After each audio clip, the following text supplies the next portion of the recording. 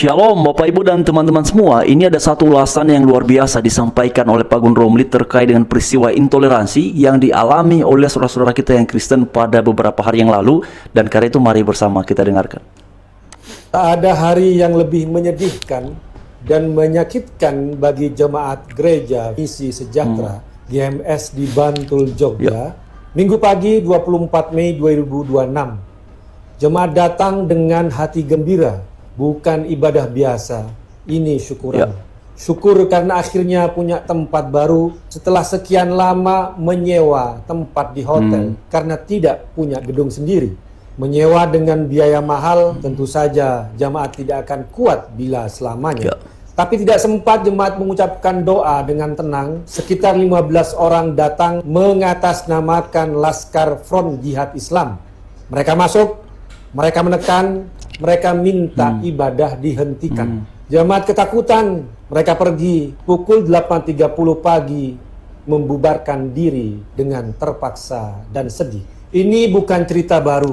Gereja di hotel, gereja di mall, gereja di ruko, gereja di tempat persewaan yang berpindah-pindah. Bukan karena pilihan, tapi karena tidak ada pilihan.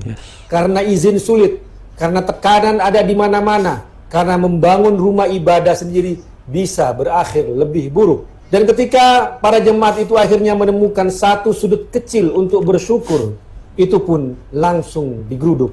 Dengarkan baik-baik kawan. Indonesia mau 81 tahun merdeka. Konstitusi kita tegas, pasal 29 ayat 2 Undang-Undang Dasar 1945 menjamin setiap warga negara bebas memeluk agamanya dan beribadat menurut agama dan kepercayaannya itu. Bebas yang sebenar-benarnya, bukan bebas bersyarat.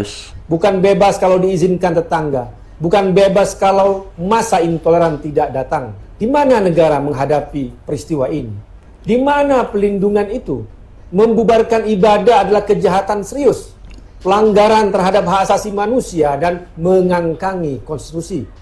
Dan jangan lupa, pasal 303 KUHP secara tegas, setiap orang yang dengan kekerasan atau ancaman kekerasan mengganggu, merintangi, atau membubarkan orang yang sedang melaksanakan ibadah atau upacara keagamaan atau kepercayaan dipidana dengan pidana penjara paling lama 5 tahun. Undang-undang sudah bicara keras dan tegas. Lalu apa yang ditunggu?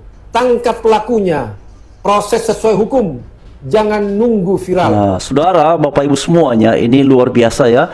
Beliau berbicara, memberikan respon perihal peristiwa yang dialami oleh saudara-saudara kita pada beberapa hari yang lalu.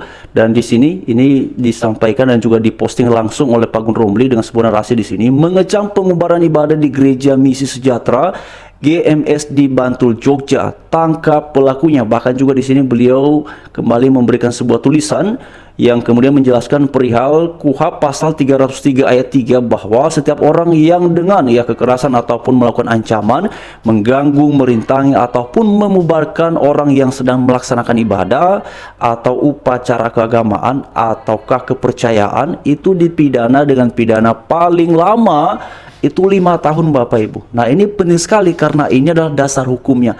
Oleh karena itu kita sangat mengharapkan bahwa peristiwa-peristiwa seperti ini sebenarnya tak perlu dan tidak boleh lagi terjadi.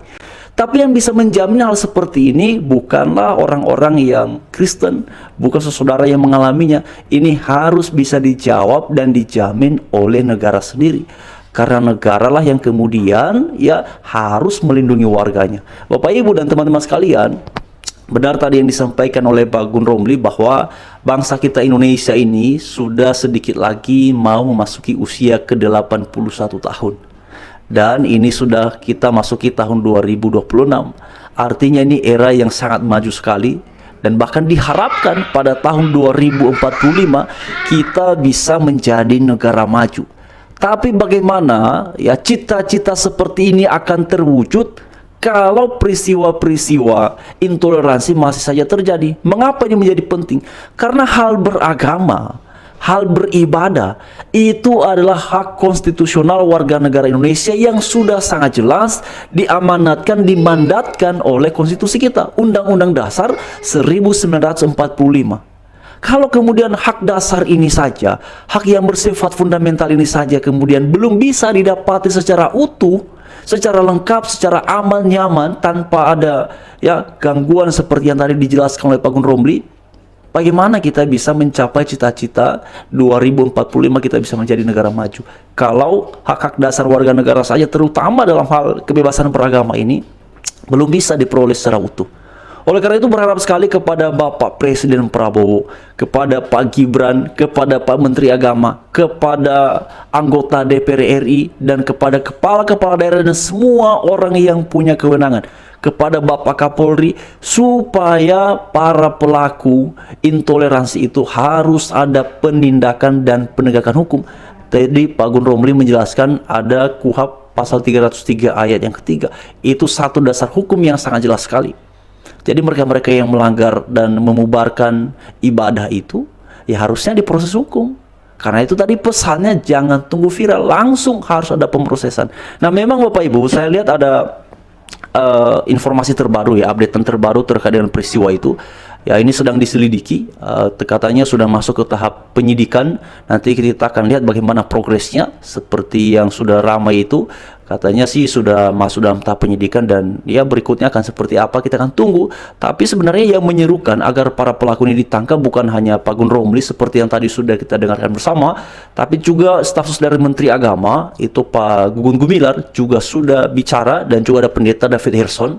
Ya, itu juga sudah bicara agar para pelaku itu memang harus ditangkap. Bahkan Pak Gugun Gumilar sempat menelpon ya, meminta agar para pelaku itu karena jelas sudah melanggar dan mereka harus ditangkap sebagai bentuk ya juga untuk mencegah bahwa tindakan-tindakan intoleransi itu melanggar hukum, melanggar aturan, dan juga melanggar hak dasar warga negara Indonesia. Karena setiap orang di bangsa ini kan dijamin oleh konstitusi, punya hak untuk beragama, punya hak untuk beribadah.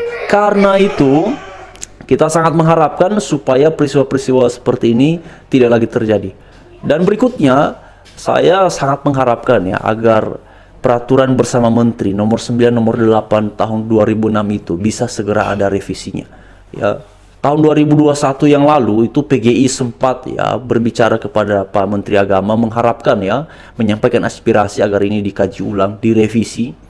Lalu kemudian beberapa tahun yang lalu juga PSI bersama Grace Natali itu mereka datang kepada Menteri Agama meminta perihal toleransi ini harus kemudian mendapatkan atensi, dan kalau bisa izin perihal mendirikan suatu tempat rumah ibadah itu sebaiknya pintunya cukuplah dari negara saja. Tidak perlu lagi ada tanda tangan persetujuan dari warga sekitar, rekomendasi dari ini, rekomendasi dari itu, karena susah Bapak Ibu ya.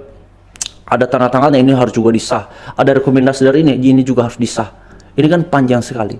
Padahal yang sedang diupayakan ini adalah hak sebagai warga negara. Nah harusnya karena itulah hak sebagai warga negara, maka yang paling mudah adalah regulasinya itu harus dirancang sedemikian rupa yang memberikan kemudahan dan memastikan dan memberikan fasilitas untuk warganya bisa menggunakan haknya. Karena ini bagian dari mengamalkan undang-undang.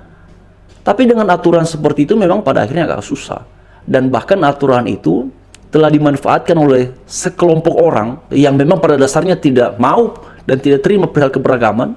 Karena itu ketika ada pelarangan ibadah yang dipersoalkan adalah perihal perizinan. Sudah urus izin juga susah sekali dapatnya.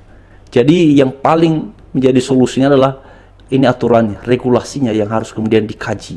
Dan kemudian dipastikan ini memungkinkan setiap warga negara Indonesia untuk bisa lebih mudah menggunakan haknya dalam hal beragama, dalam hal beribadah. Ini menjadi satu poin penting